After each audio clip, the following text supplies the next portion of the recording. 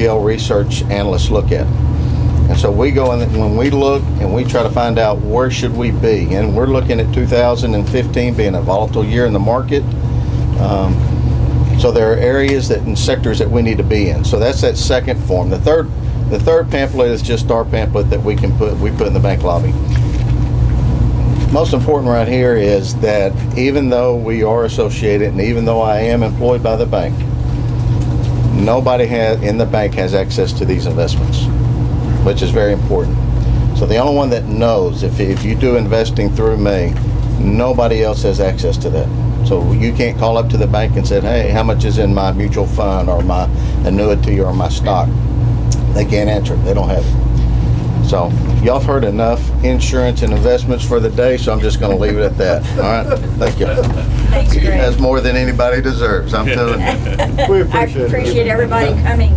The whole intent of getting more than one vendor, I have talked to various surrounding counties, and if you go onto their web portal, they have 4 and 5 listed vendors. All the county is going to be doing, and I've talked to everyone, we will have access to their portal. I've already talked to Liz and Betty and about if and when people do sign up for 457 plans. We are going to have a procedure to where the enrollment plan will come to me, and then I will distribute it then to the auditor's office so that they can go online to the portal and verify what the deductions have been made as far as payroll deduction, and then we'll send off a check.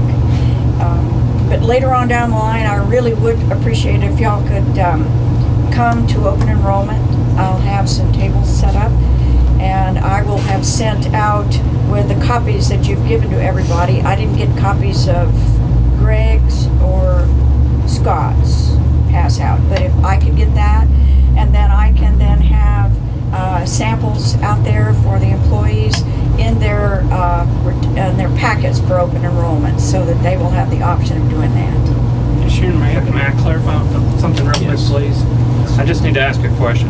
Are you looking at offering multiple companies, therefore tripling the work for the county, or are you looking at one plan to be that point of service for your employees? Because if the commissioners go with offering a list of vendors, as it has been done in the past, and the whole purpose of that is, from what the other counties have told me, is that it's either a personality conflict or it's a position or a product that they prefer. Just like today, we went through insurance and vision and dental, and the best person came out.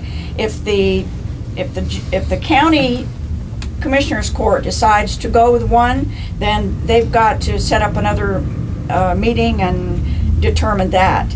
The whole option was to give the county and the locals the opportunity to sell a product to our employees. Okay. That was my whole intent. You're right, and that was exactly where my question was going to go, is that we're going to have to write 3 checks each pay period to the different. If you have 1 employee on each one, it's going to be 3 paychecks. It's going to be a lot of work. I would recommend you look at 1. That would be my recommendation. So I'm going to let them make the decision. But that's my recommendation to the judge and to the commissioners, because you're looking at some internal situations as well as external situations, and not only that, but if I was an employee and I see one of my fellow employees going over here to First National Bank, and I'm saying I want to go to First National Bank and find out they're not my holder, then there's some confusion that can create.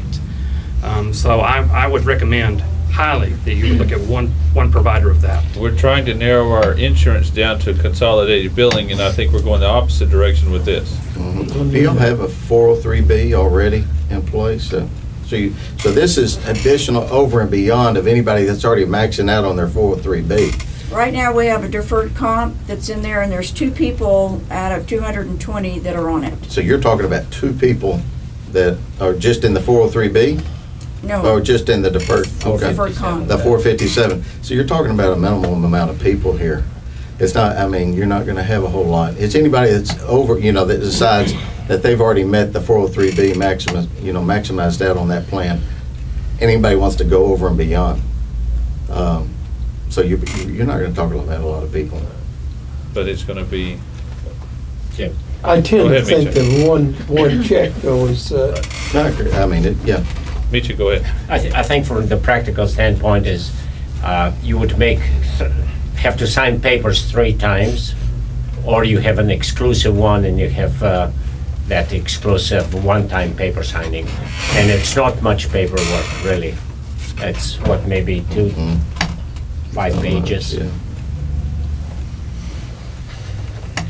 So this is something else that we were looking at offering for the employees at open enrollment. I think that